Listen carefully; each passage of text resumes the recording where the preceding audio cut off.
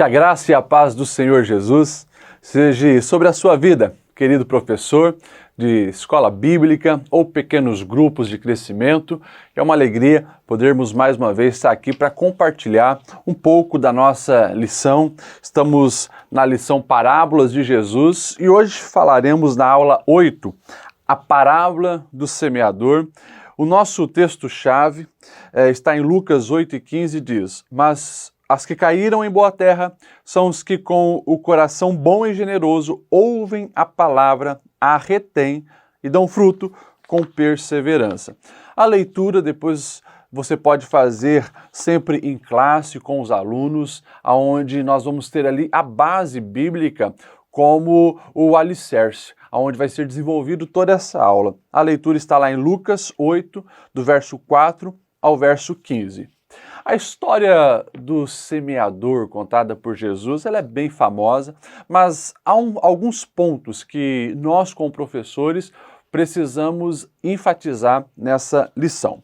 O objetivo dessa aula está bem claro ali na lição de professor, diz assim: mostrar que a reação correta à palavra de Deus, consequentemente, nos levará à frutificação. Então, nessa lição nós temos já que, desde o início, ter esse alvo e esse objetivo de quê?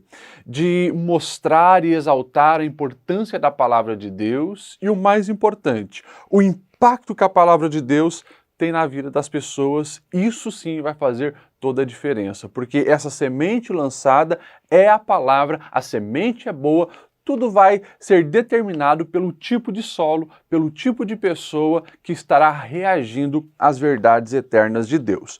Ali na nossa introdução, você pode, professor, mais uma vez, enfatizar o que está no início dessa parábola, que Jesus está cercado por multidão, à beira do mar da Galileia, e mais uma vez Jesus vai contar uma história com parábola, e ele pega elementos do dia a dia. Coisa mais comum naquela época era sim um semeador jogando as suas sementes. A agricultura fazia parte da vida social, então Jesus sempre está tratando de assuntos bem familiares. E ainda aqui na introdução, eu fiz questão de ressaltar que quando nós, os cristãos de mais tempo, olhamos para a parábola do semeador, nós geralmente pensamos que se trata apenas da salvação. E, ok, as pessoas então que estão, esse solo bom, que deu fruto, são as pessoas que aceitaram a palavra, aceitaram a Cristo e se converteram e amém.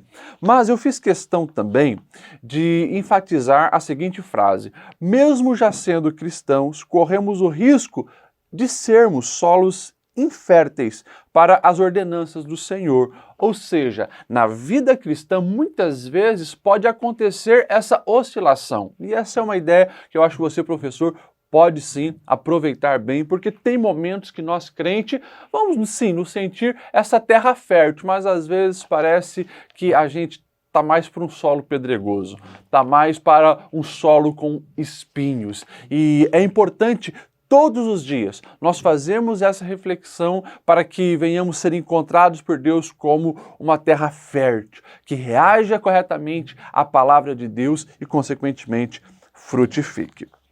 Sempre para os professores nós damos também alguns auxílios, né? E aqui nesse auxílio da introdução, nós colocamos assim: é importante você, professor, contextualizar os alunos de que Jesus estava respondendo aos discípulos que não compreendiam o porquê de muitos não crerem nele como Messias. E daí, nós ali sempre colocamos as passagens paralelas, porque nós sabemos que tanto Mateus, Marcos e Lucas, que são os evangelhos sinóticos, eles têm muitas similaridades. E essa história foi também registrada por Mateus, está lá no capítulo 13, e por Marcos, que está lá no capítulo 4. E alguns detalhes diferentes podem ser utilizados para deixar a sua aula ainda mais proveitosa e com um conteúdo mais sólido.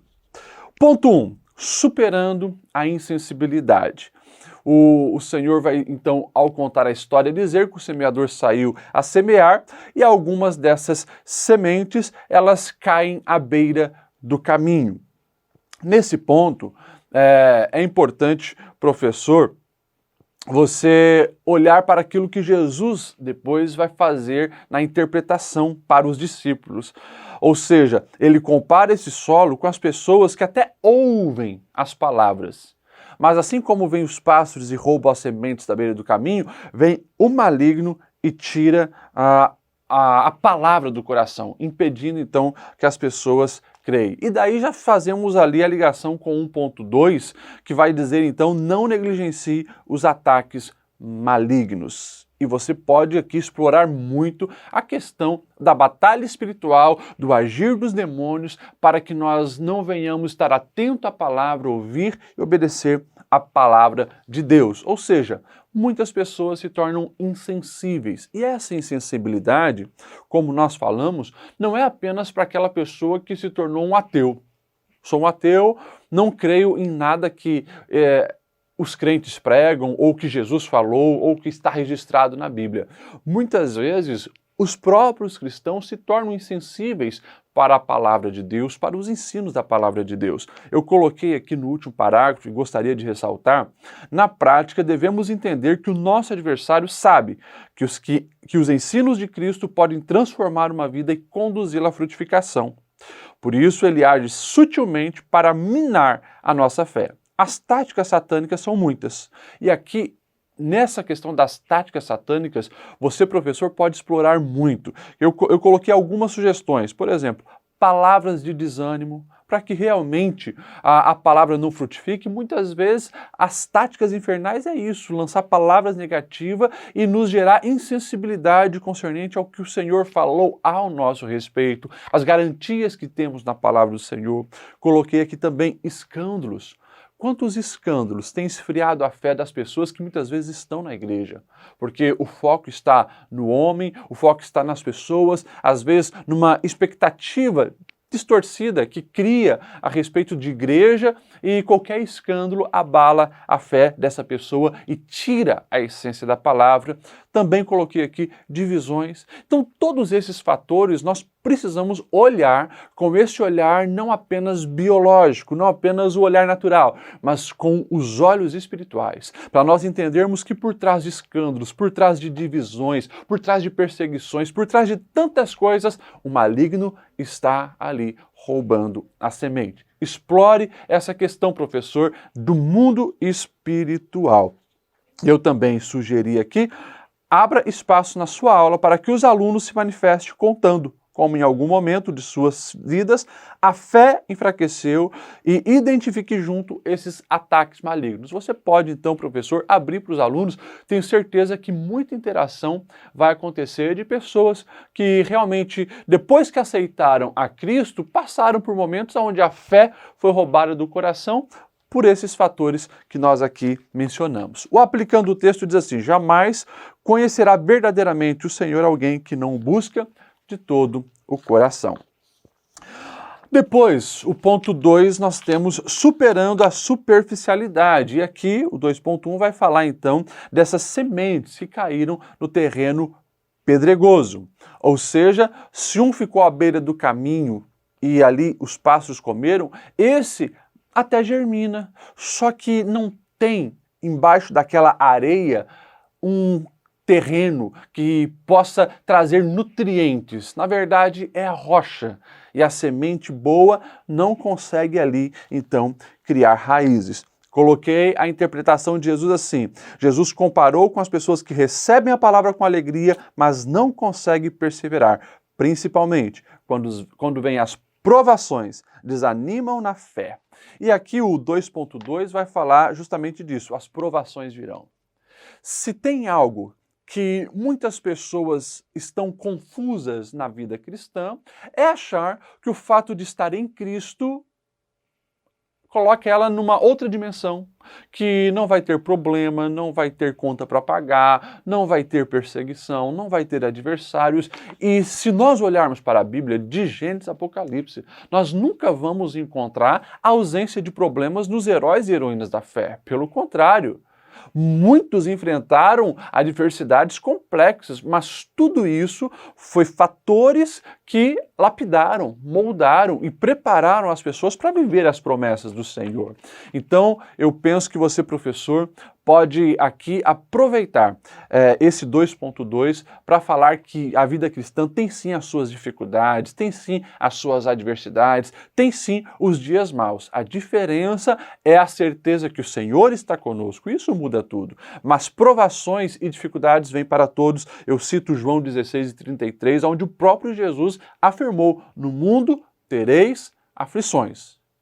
Só que não acaba aí. Jesus continua: mas tem de bom ânimo, pois eu venci o mundo. Então aproveita esse ponto para mostrar que muitas vezes nós também nos encaixamos nessa realidade de não estarmos preparados para continuar firmes no Senhor, frutificando, criar raízes mesmo em meio às dificuldades. Isso mostra que o nosso terreno precisa melhorar, precisa estar preparado para receber a palavra e frutificar. Quero destacar o último parágrafo que eu coloquei assim: é importante receber a palavra de Deus com alegria, mas este é apenas o primeiro passo. Se não houver o amadurecimento necessário, não subsistiremos.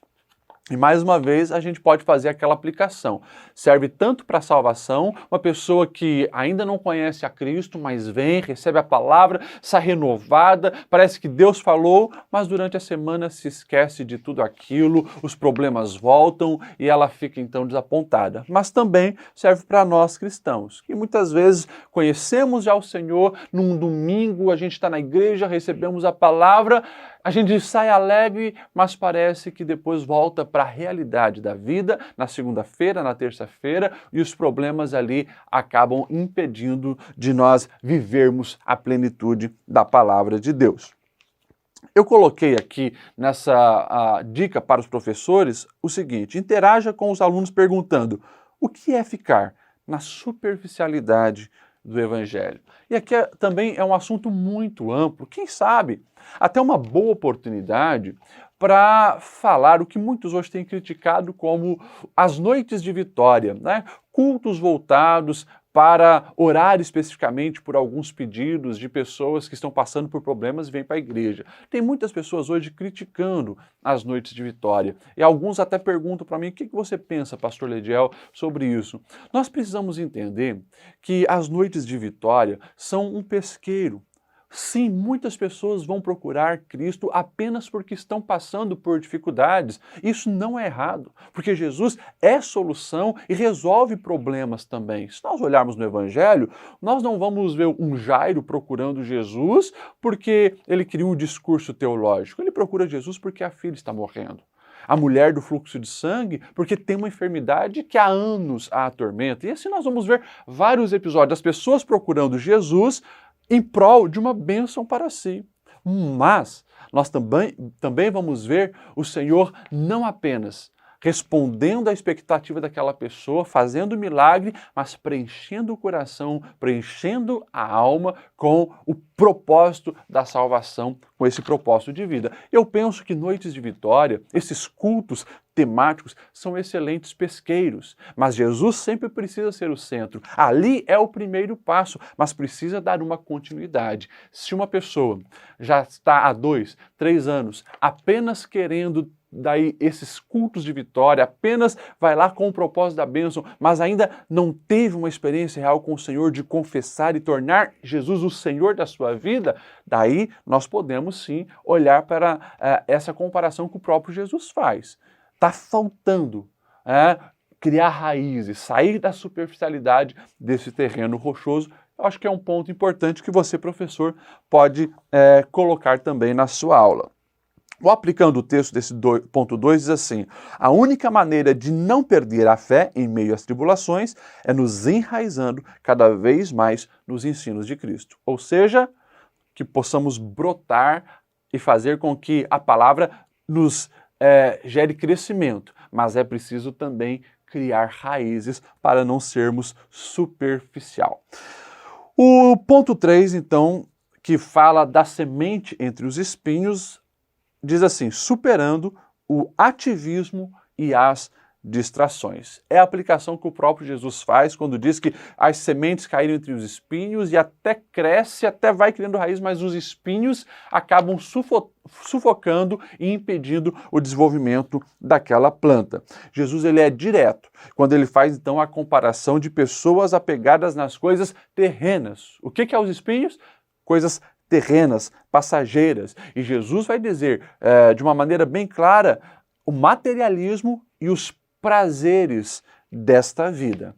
Então, o 3.2, nós precisamos trazer os nossos alunos a refletir sobre o foco da vida, o objetivo da vida, o alvo da nossa existência. Aqui você pode explorar justamente isso, o propósito da existência humana. Eu fiz questão de colocar aqui, é impossível querer servir a Deus e ao mundo. A proposta de Cristo sempre foi exigindo que negássemos a nós mesmos antes de segui-lo. Querer frutificar no reino de Deus sem tirar os espinhos não dará certo. E aqui tem um universo de assuntos que pode ser explorado na sua aula, professor. Mais uma vez, nós estamos falando de pessoas que receberam a palavra, apaixonaram-se pelo Senhor Jesus, até desenvolveram-se durante um tempo, mas não tiraram os espinhos, não tiraram os prazeres da vida, não tiraram as cobiças, as invejas, focaram em outras coisas, colocaram o dinheiro acima de tudo e aí acabaram se perdendo ao longo da caminhada de fé. E claro, tudo isso que eu estou pontuando pode ser dado nome e pode ser também aberto a diálogo com os alunos. Eu fiz questão de colocar aqui o exemplo do jovem rico que tinha as suas riquezas acima do desejo de viver em prol daquilo que o Senhor tinha proposto para ele. Cito aqui também aquilo que Paulo vai escrever a Timóteo, dando o exemplo de Demas, que amando este mundo foi para Tessalônica, ou seja, colocou as coisas do mundo acima do próprio Deus e das coisas de Deus. E eu sugeri aqui que você, professor, interaja com os alunos baseado numa pergunta.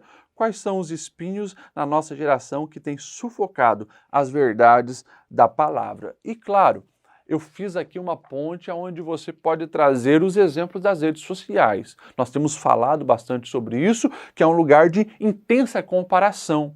Consequentemente, as pessoas acabam sendo influenciadas nos propósitos de vida. E a gente vê que dinheiro, riqueza, carros importados, mansões, tudo isso tem ocupado a centralidade de muitas vidas, inclusive, infelizmente, de muitos que se dizem cristãos. O que é isso? É os espinhos sufocando aquela planta, ou seja, impedindo o real crescimento e o potencial dela. O aplicando o texto aqui no ponto 3, eu coloquei: identificar os espinhos e retirar as ervas daninhas é uma atitude indispensável para quem deseja frutificar em Deus. E aqui, professor, você pode usar essa expressão para também se aprofundar. Identificar os espinhos. É preciso identificar para poder tirar esses espinhos. O grande problema é que muitos conseguem identificar o espinho nos outros. Ah, aquele não frutifica por causa disso, o fulano não frutifica por causa daquilo, mas nós precisamos ter um espelho para a nossa vida e para a nossa alma. Por que não estamos frutificando de acordo com todo o potencial que há em nós quando estamos de acordo com a palavra de Deus? O que tem impedido o meu amadurecimento espiritual, o meu crescimento, dar frutos em abundância?